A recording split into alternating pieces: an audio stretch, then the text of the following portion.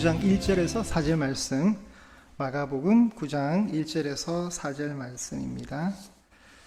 우리 한 절씩 교독하시고 끝절 4절은 합독하겠습니다. 또 그들에게 이르시되 내가 진실로 너희에게 이르노니 여기 서 있는 사람 중에는 죽기 전에 하나님의 나라가 권능으로 임하는 것을 볼 자들도 있느니라 하시니라.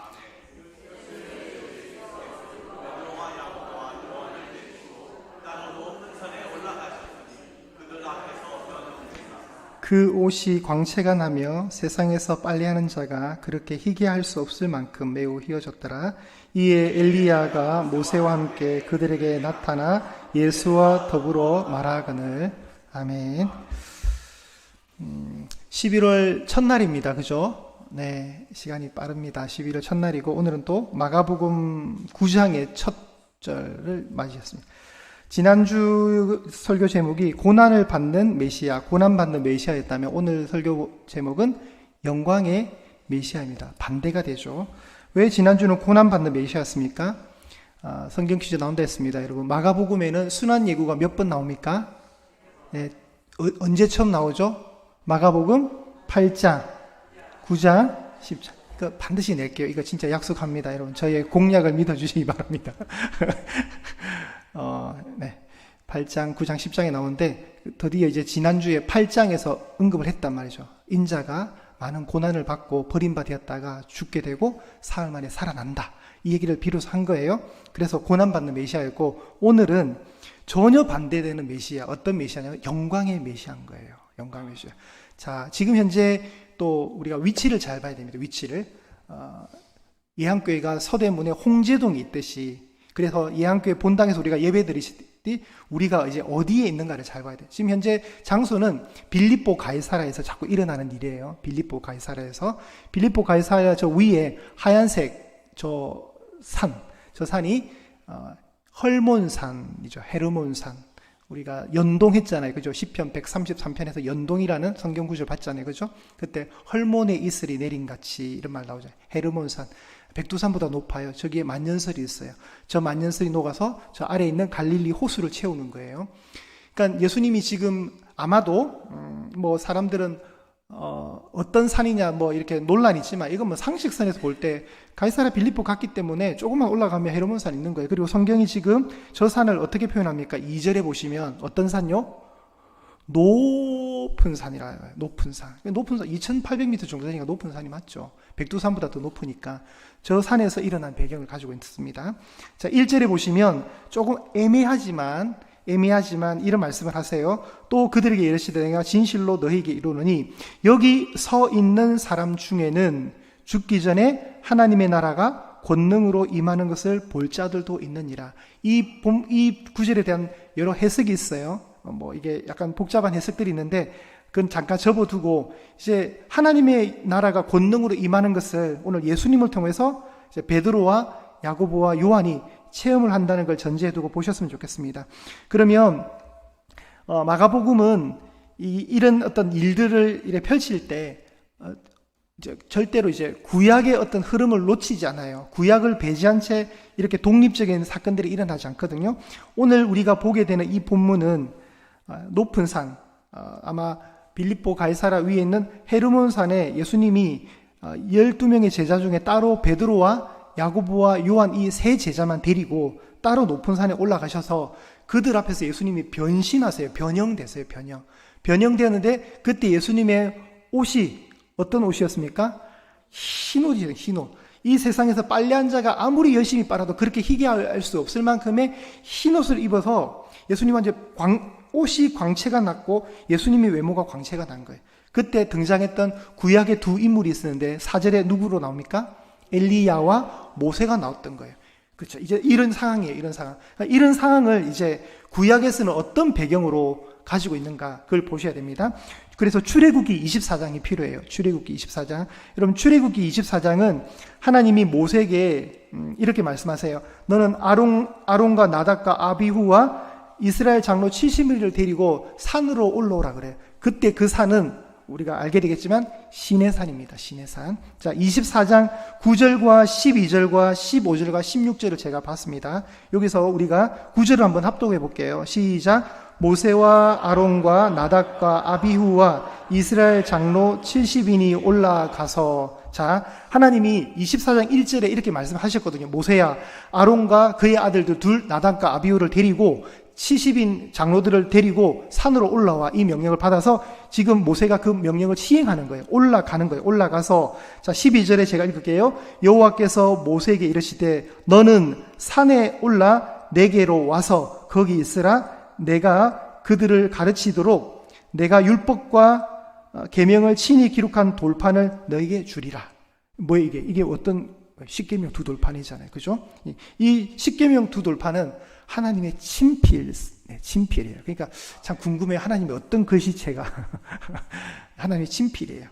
그리고 15절에 모세가 산에 올라갑니다. 그럴 때 산에 올라가는데 구름이 가려요. 이렇게 구름이 가리면서 여호와의 영광이 나타납니다. 16절 읽을게요. 시작. 여호와의 영광이 시내산 위에 머무르고 구름이 엿새 동안 산을 가리더니 일곱째 날에 여호와께서 구름 가운데서 모세를 부르시니라.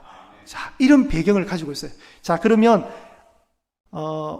구약을 여러분이 잘 안다고 생각해 보세요. 구약을 아시겠죠? 구약을 다 알아요. 39권의 구약을 너무 잘 알아요. 그러면 오늘 우리가 마가복음 9장 1절부터 4절, 특별히 2절부터 이 본문을 읽으면 친근감이 들까요, 안 들까요? 이거 비슷한데 하라는 생각이 들겠죠. 구약을 너무 잘 아니까. 구약에도 이 일이 있었다는 거예요. 여기서 출애굽기 24장과 오늘 본문의 공통점이 뭐예요? 5가지가 있어요. 5가지. 자, 동그라미 1번, 2번, 3번, 4번, 5번 있는데 첫 번째 뭘까요? 3명의 동반자의 이름이 나온다는 거예요. 동반자. 오늘 예수님이 누구를 데리고 가셨죠? 베드로와 야고보와 요한. 베드로와 안드레는 빼고, 그 두 형제 중에 이제 안드레는 뺐고, 야고보와 요한은 친형제예요. 서로 형제. 그러니까 베드로와 야고보와 요한을 데리고 가셨단 말이에요. 그리고 구약에서는 어떻게 나옵니까? 아론과 나답과 아비후가 있었어요. 아비후가. 그리고 엿새 후에 산에 올라갔다. 자, 우리가 어디서 나옵니까? 2절에 보면 엿새 후에 올라갔다 했잖아요. 맞죠? 이것도 마찬가지예요. 아까 봤듯이 출애굽기 24장 16절에 여호와의 영광이 시내산 위에 머무르고 구름이 엿새 동안 산을 가리더니, 이랬대요. 6일이라는 숫자가 똑같아요. 그리고 3번에 보시면 영광스러운 광경을 보는 경험을 합니다. 성경에 이렇게 되어 있습니다. 출애굽기 24장 10절인데요. 여기는 안 올렸어요. 올라가서 보니까 이스라엘의 하나님을 보니, 이렇게. 자, 그들이 이스라엘의 하나님을 본 거예요. 그의 발 아래는 청옥을 편듯하고 하늘같이 청명하더라. 그러니까 하나님의 발 아래가 청옥처럼 이렇게 펴져 있고 하늘같이 청명했대요. 상상할 수 없는 그림이에요. 마치 천국을 보는 듯한 그런 뉘앙스예요. 그리고 동그라미 4번에 보면 공통점이 뭐냐면 구름이 산을 덮은 거예요. 맞죠? 우리 읽진 않았지만 다음에 보게 될 우리 9장 7절 보실까요? 9장 7절. 3명의 제자에게, 자, 뭐가 임했냐면 7절, 마침 구름이 와서 그들을 어떻게 했다고요? 덮었다 그랬죠. 그러니까 베드로와 야고보와 요한을 구름이 와서 덮은 거예요. 똑같죠? 예. 그리고 마지막 5번째가 구름 속에서 하나님께서 말씀하세요. 특별히 25장 1절에 보면, 출애굽기 25장 1절에 보면 이렇게 나와요. 여호와께서 모세에게 말씀하여 이르시되, 구름 속에서 말씀을 하시는 거예요. 여기도 보면 7절에도 나와요. 7절에 마가복음 9장 7절에 보시면 구름을 덮었죠. 구름 속에서 뭐가 났다고요? 소리가 난 거예요. 소리가 나면서 내 사랑하는 아들이니 너희는 그의 말을 들으라. 이런 하나님의 신비한 음성이 들렸던 거예요. 똑같은 거예요. 공통점이 5가지가 발견이 됩니다. 출애굽기 24장과 오늘 마가복음 9장이 이렇게 공통적으로 만나는 거예요. 자, 그러면 이제 이를 통해서 우리 괄호 안에 모형론, 이를 통해서 지금 뭘 보여줄까요? 모세 모형론을 보여주는 거예요. 예수님은 새로운 모세가 되시는 거예요. 새로운 모세. 용모 사건의 위치가 중요한데, 우리가 지금 이거 보고 있잖아요. 이게 지금 9장에 와서 변화산에서 예수님의 용모가 변화되는 사건을 보잖아요. 여기는 어디와 유사하냐면 하늘로부터 음성이 나는, 하나님의 음성이 들리는 사건이 두 번 있거든요. 첫 번째가 뭐였을까요? 예수님이 세례를 받으실 때, 맞죠? 세례를 받으실 때 너는 내 사랑하는 아들이고 내가 너를 기뻐한다. 이런 하늘의 음성이 들리잖아요. 하늘이 열리고 성령이 비둘기같이 임할 때 하나님이 음성을 주셨잖아요. 그래서 세례 현장에는 삼위 하나님이 다 계셨다 했잖아요. 그죠? 그렇듯이 여기에도 마찬가지죠. 오늘 이 사건에도 하나님의 음성이 들렸어요. 그런데 하나님의 음성이 들릴 때 공통점이 있는데, 첫 번째가 세례 이후에 예수님이 공생의 사역을 시작하셨거든요. 그런데 오늘 이 변화산에서, 이 높은 산에서 경험되는 하나님의 음성 이후에 예수님은 십자가 죽음을 위해서 사역을 다시 가고 있는 거예요. 십자가의 죽음을 위해서 사역을 더 진행하고 떠나시는 거예요. 우리가 지금 어디 있습니까? 지금 제자들하고 예수님이 저기 북쪽에 헤르몬산에 있잖아요. 지금 예수님이 가야 될 최종 장소는 계속 내려와서 남쪽의 예루살렘까지 가야 되는 거예요. 죽으시러. 이제 이동의 동선이 그렇게 되는 거예요. 그래서 세례 후에 공적 사역을 위해서 하늘의 확증을 받게 되듯이 예루살렘에서의 십자가 죽음을 위해서 다시 하늘의 확증을 받게 되는 거예요. 이렇게 연결이 돼요. 그러니까 마가복음이 막 그냥 대충 이렇게 일기 형식으로 써지지 않았다고 제가 누차히 얘기하잖아요. 다 메시지를 담고 있고 어떤 튼튼한 구조를 가지고 있어. 메시지를 가지고 있고 구약적 배경을 충분히 담고 이 서술에 나가는 거지, 마가가. 자, 1번 보겠습니다. 큰 1번. 하나님의 나라가 권능으로 임하는 것을 볼 자들도 있느니라. 사실 하나님의 나라가 영광 가운데 임하는 것은 예수님 당시에 여기 서 있는 사람 중에 있다 했거든요. 그걸 설명하기 애매해요, 되게. 그렇지만 이걸 어떻게 보느냐. 우리가 8장 38절을 봤잖아요. 마가복음. 그래서 9장 1절은 사실 8장 38절과 묶어야 돼요, 사실. 오늘 본문은 2절부터 시작해야 내용이 맞아요. 1절은 약간 내용에 약간의 이게 공백이 좀 있는데, 제가 8장 38절을 다시 한번 읽어볼게요. 누구든지 이 음란하고 죄 많은 세대에서 나와 내 말을 부끄러워하면 인자도 아버지의 영광으로 거룩한 천사들과 함께 올 때에 그 사람을 부끄러워하리라. 또 그들에게 이르시되 내가 진실로 너희에게 이르노니 여기 서 있는 사람 중에는 죽기 전에 하나님의 나라가 권능으로 임하는 것을 볼 자들도 있느니라 하시니라. 요걸 묶어야 돼요.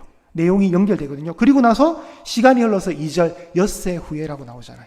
그죠? 엿새요. 그러니까 38절 끝절과 9장 1절을 묶어서 이 내용을 같이 봐야 되는 거예요. 그러면 사실 예수님이 마치 어떤 느낌, 재림하실 때 그 영광을 볼 자들이 있다는 거죠. 여기 서 있는 사람 중에, 제자들 가운데. 근데 그거는 사실 안 맞는 거거든요, 여러분. 예수님은 제자들이 살아있는 동안 재림하지 않으셨단 말이에요. 그러니까 이 말씀이 좀 난해하단 말이에요, 해석하기가. 그러니까 두 가지의 견해가 있는데, 첫 번째 가로 1번이 8장 38절에 나타난 재림 심판과 연관시켜 볼 때 9장 1절은 재림의 임박성과 심판의 위험을 보여준다. 이렇게 보는 해석에서 되게 좀 어려워요. 그래서 뒷장으로 갈게요. 뒷장. 두 번째 견해는 하나님의 나라가 권능으로 임하는 것을 볼 자에서 하나님 나라를 본다. 하나님 나라를 본다는 선취적 참여. 이것도 어렵습니다. 가로에 적었습니다. 다른 사람보다 먼저 참여한다는 측면에서 선취적 의미입니다. 그러니까 제자들 중에 누가 제일 먼저 경험하는 거예요? 베드로와 야고보와 요한이 예수님의 이 변화된 영광의 메시아를 보는 거예요. 영광의 메시아. 이런 측면에서 이해하시면 될 것 같고, 예수님의 변모 사건에서 제자들의 보는 어떤 그 이미지, 봄이 강조되는 이유가 바로 여기 있다. 9장 1절에서 하나님 나라가 권능으로 임하는 것을 본다는 것이 예수님의 변모 사건에서 그들 앞에서 변형되사 그들에게 나타나 4절 아무도 보이지 아니하고 8절 본 것을 9절 등의 표현을 통해서 보다와 밀접하게 연결되어 있다. 이제 본다의 개념이 이제 이어지는 거예요. 그러니 이걸 어떻게 볼 수 있냐면 3명의 제자가 예수님의 영광을 먼저 본 거예요. 그 예수님의 영광 자체가 평상시에 예수님의 모습이 아니잖아요. 그 모습 자체는 어디에서 볼 수 있는 거예요? 천국에서 볼 수 있는 거죠. 하나님의 나라가 완성이 될 때, 그때 볼 수 있는 영광의 예수님이 마치 오늘 그 4절의 결론에 가면 제가 소제목을 붙였어요. 결론에 뭐라 되어 있어요? 결론 옆에 4번, 큰 4번 결론 옆에 천국 리허설이 되죠. 맞아요. 리허설을 아시죠? 원래 본 무대 앞에 연습을 해보는 거잖아요. 마치 이 변화산의 예수님의 변모 사건은 천국 리허설과 같은 거예요. 그래서 베드로와 야고보와 요한은 먼저 봐요. 이걸 먼저 본 거예요. 우와 이러면서 이제 다음에 볼 때 이제 5절부터 이어갈 건데 여기 내용도 참 재밌습니다. 막 베드로가 비몽사몽간에 막 이걸 보면서 예수님 제가 여기에 초막을 3개 지어게, 자기가 지금 뭔 말 하는지도 몰라요. 막 그 영광에 눌려가지고 도취돼가지고 그런 느낌이 있어요. 자 이번에 가겠습니다. 산이 나왔습니다. 산. 여러분 제가 예배 때 한번 설교했습니다. 모든 시작은 산에서부터라고 했습니다. 여러분 성경에서 산은 그냥 우리 안산 이렇게 생각하시면 안 돼요. 항상 하나님의 명령과 계시가 주어지는 장소가 산이에요. 산. 예를 들면 이런 거죠. 마태복음 5장에 나오는 산상수훈, 그죠? 5장, 6장, 7장 예수님이 어디 사신 거예요? 산에 사신 거예요. 그리고 28장, 마태복음 28장 끝에 미션을 주잖아요. 대위임 명령. 너희는 가서 제자를 삼아라. 아버지와 아들과 성령의 이름으로 세례를 줘라. 내가 너희 분부한 것을 가르쳐 지키게 하라. 그 말씀을 예수님이 제자들이 어디서 산에서 만나서 그 명령을 준단 말이에요. 그런데 오늘 또 산이 나오는 거예요. 산. 그러니까 산에 갔다 이러면 등산했다 이렇게 생각하시면 안 되고, 산에 갔다 이러면 하나님의 음성이 있겠구나, 하나님의 계시가 있겠구나, 뭔가 말씀이 주어지겠구나라고 생각하셔야 돼요. 아니나 다를까 오늘도 그런 거죠. 특별히 예수님은 이 산을 기도의 장소로 쓰셨죠. 산에 언제 가셨어요? 오병이어 끝나고 나서. 기억나시죠? 기억 안 하셔도 돼요. 어쩔 수 없어요. 자, 오병이어를 막 했어요. 사람들이 예수님을 억지로 잡아서 뭘 만들라 그래요? 왕으로 세우려 그러잖아요. 그때 예수님이 그 모든 열광을 뒤로 하고 혼자 산으로 가시는데, 성경에는 기도하시기 위해서 산으로 갔다고 딱 써요. 그러니까 산은 기도하는 장소이고, 무엇보다도 하나님의 임재가 있어요. 하나님의 임재. 그걸 이제 아까 출애굽기 24장에 봤잖아요. 시내산에 여호와의 영광이 임했다 그랬잖아요. 하나님의 임재. 오늘도 변화사에서 예수님이 하나님의 임재를 대체하듯 예수님의 영광의 임재가 있었던 거예요. 이렇게 이해하시면 됩니다. 참고로 이 변화산 사건은 마가복음 9장 오늘 본문에 있고, 마태복음은 17장에 나오고요, 누가복음도 9장에 나와요. 그런데 마태와 마가와는 달리 누가는 좀 독특합니다. 예수님의 이런 용모가 언제 변했느냐? 예수님이 기도를 하실 때 용모가 변했다고 나와요. 자, 그래서 이걸 어떻게 볼 수 있냐면, 자, 제가 2절을 다시 마가복음 9장 2절 오늘 본문을 읽어볼게요. 이걸 누가복음과 연관시켜서 합해서 읽어볼게요. 엿새 후에 예수께서 베드로와 야고보와 요한을 데리시고 따로 높은 산에 올라가셨더니 기도하실 때에 그들 앞에서 변형되사, 이렇게 읽으면 되는 거예요. 누가복음의 정보를 갖고 와서 합치면 예수님은 기도하실 때 그들 앞에서, 그러니까 누가복음에는 독특하게 기도의 내용이 많이 나와요. 1장에 사가랴가 기도하고 찬양하죠. 마리아가 찬양하고 기도하죠. 그러니까 되게 많아요. 누가복음의 메시지 속에는. 그래서 누가복음의 별명의 또 다름이 뭐냐면 기도복음서예요. 기도복음서.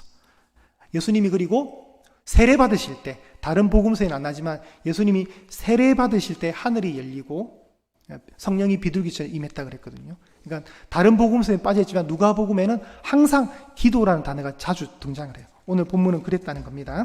자, 그래서 그렇게 참고하시면 되고, 세 번째, 광채가 나며 매우 색깔이 흰옷. 자, 광채가 난다는 것은 당연히 영광을 상징하는 것이고요. 흰옷은, 여러분, 흰옷은 우리가 천국 가면 입게 될 의상을 얘기하는 거예요. 어디에 나와요, 여러분? 아무도 능히 셀 수 없는 큰 무리가 손에 종려가지를 들고 흰옷을 입고, 그죠? 찬송하여 가로되 보좌 앞과 어린 양 앞에 서서 구원하심이 보좌에 앉으신 우리 하나님과 어린 양에게 있도다 할 때, 그때 천국에 있는 성도들의 입은 의상이 흰옷이었어요. 흰옷이 뭐예요? 거룩함. 그래서 참 다행이에요. 검정색 옷을 입었다 그러면 되게 기분이 뭐할 건데 흰 옷을 입었어요. 너무 다행이에요. 또 천국 갔는데 그러면 나는 다양한 옷을 입고 싶은데 맨날 흰 옷을 입어야 돼요. 뭐 이런 걸 고민하지 마세요. 네, 그냥 상징적인 어떤 메시지인 것 같아요. 그래서 천국 가면 어쨌든 어두움은 없어요. 정말 빛밖에 없는 거예요. 빛. 어두움은 자리 잡을 수 없는. 그러니까 그렇다 보니까 옷 색깔도 하얀색. 계시록 3장 4절, 4장 4절, 7장 9절 모두가 다 흰옷 얘기가 다 나와요. 흰옷 얘기가. 자, 4번. 오늘 이제 등장하게 된 구약의 두 명의 사람, 모세와 엘리야입니다. 모세, 엘리야. 자, 그러면 모세 이러면 우선 율법을 상징하는 율법의 상징성을 가지고 있고요. 엘리야는 선지자 중에 가장 으뜸되는 선지자예요. 물론 이사야도 있었고 예레미야도 있었지만 상징적으로 가장 사역을 활발하게 했던 사람은 엘리야입니다. 엘리야. 그리고 이들에게는 제자가 따로 있었죠. 모세를 이어서 여호수아가 그 사역을 이어갔고, 엘리야를 이어서 누가 이어갑니까? 엘리사가 그 사역을 이어가던 그런 공통점이 있고, 모세와 엘리야는 결국은 구약의 율법을 대표하는, 그리고 선지서를 대표하는 두 사람. 그러니까 모세와 엘리야만을 통해서 뭐가 완성이 되냐면 구약 성경 전체를 완성하는 거예요. 그냥 아주 대표성인 거예요. 그런데다가 신약에 예수님까지 있으니 지금 예수님이 변형될 때 모세가 나타나고 엘리야가 지금 세 명이 만난 거잖아요. 그죠? 이 만남이 신구약을 다 합친 거예요. 어떤 면에서는. 그리고 모세와 엘리야를 이렇게 좀 유추를 해보면 모세든 엘리야든 둘 다 하나님을 적대하는 적대 세력 앞에서 이적을 베풀었던 사람이에요. 그죠?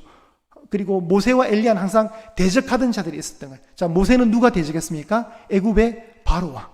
엘리야는요, 북이스라엘의 아합과 이세벨이 적대 세력의 대명사로 딱 버티고 있잖아요. 그들을 모두 물리쳤다는 거예요. 그런 의미가 있고, 모세와 엘리야와 예수님의 또 공통점은 세 분 다 무덤이 없어요. 그죠? 모세는 무덤을 못 찾아요. 모세는요, 어떻게 죽었냐면 그냥 조용히 사라진 걸로 나와요. 무덤이 없어요. 엘리야는요, 승천했잖아요. 그죠? 이걸 다 예수님이 다 가지고 있어요. 예수님도 무덤에 있습니까? 없습니까? 무덤에서 나오셨잖아요. 그리고 승천하시잖아요. 그렇잖아요, 여러분? 참 이런 걸 고민해보고 연구해보면 재밌어요, 하여튼. 다 무덤이 없는 분들. 그러니 모세와 엘리야는 어찌하였든 옛 언약, 구약의 어떤 약속을 상징하는 것이고, 모세가 결국은 했던 가장 큰 제일 중요한 역할은 어쨌든 출애굽이잖아요. 출애굽. 예수님은 우리의 영적 출애굽을 이끄시는 새로운 모세인 거예요. 저와 여러분이 흑암의 땅에 있었잖아요. 우리 골로새서에 나오는 말씀처럼 흑암의 권세 있다가 광명의 세계로, 광명의 나라로 이사를 한 거예요, 우리가. 그죠? 그러니 우리도 영적 출애굽을 한 거예요, 예수님으로 인해서. 자, 이런 공통점을 가지고 있습니다. 누가복음 9장 31절에 보면 또 누가복음은 어떤 정보를 더 주냐면, 모세와 엘리야가 예수님과 만나서 대화를 했는데 그 대화의 주제가 별세에 관한 거예요. 별세. 별세가 뭐예요, 여러분? 이 세상과 이별하는 거잖아요. 이 별세를 헬라어로 어떻게 해석하냐면 엑소더스라고 그래요. 엑소더스. 여러분, 엑소더스는 출애굽기의 영어명이에요. 그러니 지금 예수님의 별세는 무엇을 상징합니까? 영적 출애굽을 얘기하는 거예요. 별세, 예수님의 죽으심은 영적 출애굽. 그렇죠, 여러분. 예수님이 십자가 죽으심 부활이 우리를 속량하는 일이니까, 우리의 영적 출애굽을 담당하시는 분이니까 그런 의미를 가지고 있습니다. 근데 재미있게 추측할 수 있는 것은 4절에 보면 엘리야가 모세와 함께 그들에게 나타나 예수와 더불어 말하거늘. 여러분, 제자들 베드로와 야고보와 요한은, 목사님 그 두 번째 페이지 그 산에서 그 그림 한번 보여주실래요? 네, 두 번째 그림에 여기서 이제 여기 다음 여기서 막 이렇게 된 거예요. 뭐 100번 설명보다 그림 한 번이 더 나은 것 같아, 그죠? 이렇게. 근데 요때 이 세 명의 제자는 저 사람들이 모세인지 어떻게 알았을까요? 엘리야인지 어떻게 알았을까요? 합리적인 의심을 해볼 수 있어요. 그잖아요, 여러분? 이제 대화 중에 이해를 했을 수도 있겠죠. 뭐 대화하는 거. 근데 이 사람들은 구약에 이 두 명을 본 적이 없잖아요. 어쨌든 신약의 인물인데 그렇잖아요. 근데 어쨌든 성경은 엘리야와 모세를 이야기를 하고 있다는 거예요. 아마 대화 중에 저분이 그럼 엘리야시구나, 저분이 모세구나라고 깨달았겠죠. 대화를 하다 보니까. 자, 결론 내겠습니다. 천국 리허설. 예수님께서 변화하신 사건은 출애굽기 본문과의 연관 속에서 새 출애굽과 관련된 사건으로 이해되어야 됩니다. 그와 동시에 장차 다시 오실 예수님과 하나님 나라에 대한 리허설입니다. 주님이 다시 오실 때 어떤 모습으로 오실지 미리 보여주신 것입니다. 여러분, 예수님이 마가복음 1장 1절에 이렇게 소개가 됩니다. 하나님의 아들 예수 그리스도의 복음의 시작이라. 이게 마가복음 1장 1절이거든요. 예수님 누구라고요? 하나님의 아들. 하나님의 아들 예수 그리스도의 복음의 시작이다. 근데 이 예수님이 오셔서 약하디 약한 분으로 오셨잖아요. 그러니까 우리가 볼 때는 되게 별로 물론 이제 죽은 자를 일으키고 그죠, 눈먼 자를 보게 하고 이런 권능은 있지만 적대 세력에 의해서 방해받고 예수님이 어떤 면에서는 좀 힘이 없어 보일 수 있는 약한 분으로 오셨는데 그게 아니라는 거예요. 오늘 이 본문을 통해서 진짜 예수님의 정체성을 한번 딱 보여주고 십자가로 가시는 거예요. 그러니까 약하디 약하다고 와서 우습게 보면 안 된다는 거예요. 우습게 보면. 초림의 예수님은 아기 예수로 오셨고, 그죠? 정말 말구유를 요람 삼아 누워 계셨던 아기 예수, 약한 모습으로 오셨고, 예루살렘 왕궁도 아니고 베들레헴의 그 마구간에서 예수님이 그런 것 자체가 이미 너무 예수님의 어떤 권위에 안 맞는, 그죠? 낮은 자의 하나님 모습이잖아요. 그리고 그분은 섬김을 받으려 함이 아니라 섬기기 위해서 오셨고, 그죠? 죽임을 당하기 위해서 오셨는데, 자, 마지막 가로에 초림은 이랬지만 뭘까요? 재림 때에는 큰 권능으로 임하게 될 영광의 메시아라는 사실입니다. 그러니 마가복음 9장 오늘 본문은 예수님이 그래, 우리가 잠깐 잊고 있었지, 예수님은 정말 영광의 메시아구나. 한번 좀 이제 숨을 쉬는 거예요. 1장부터 16장까지가 마가복음인데 그 중간쯤에 있는 9장이 이걸 한번 설명하는 거예요. 그리고 이제 9장 이후부터 10장, 11장부터는 이제 정말 고난받는 메시아, 처절하게 고난받는 메시아, 힘없이 나약하게 십자가 지는 메시아로 보이지만 대신 또 16장에는, 마가복음 16장에는 부활하신 예수님을 또 보여줘요. 그러니까 고난받는 메시아, 영광의 메시아, 다시 고난받는 메시아, 영광의 메시아, 이렇게 가는 거예요. 우리가 근데 결국 봐야 될 것은 영광의 메시아죠. 오늘 본문은 장차 임할 하나님의 나라에 대해서 우리에게 확실한 보장을 주고 있다. 그 영광의 날이 머지 않았다. 우리 주님이 다시 오시는 날 변화산 위에 그 영광이 온 땅에 충만할 것이다. 이걸 바라보는 것이 이항의 성도님인 줄 믿으시기를 바랍니다. 이게 우리예요. 우리는 이제 고난의 메시아는 다 지나갔어요. 사실 그렇잖아요. 이제 다시 오실 재림의 메시아만 보는 거예요. 그 예수님만 보는 거예요. 그걸 기다리고 있는 거예요. 근데 그게 너무 정말 설명될 수 없는 위험과 장엄함이 있는 거예요. 우리가 그걸 이제 바라보는 거예요. 그걸 이제 이미 2000년 전에 베드로와 야고보와 요한 사도는 이 헤르몬산, 헐몬산에서 이미 당겨서 미리 보았다는 거예요. 우리가 섬기는 예수님은 보통 분이 아니시구나. 우리가 오늘 이걸 다시 봐야 됩니다. 여러분, 우리의 소망은 하나님 나라의 소망입니다. 그리고 확실하게 보장되어 있는 그 미래의 시간에 대한 확신. 끝이 좋으면 끝나는 거잖아요. 끝에 이기면 좋은 거잖아요. 그죠? 끝에 승리를 이미 우리가 보장받은 성도의 삶이라는 사실을 잘 기억하시면서 확고한 믿음 위에서 신앙생활 잘 하시기를 축복합니다.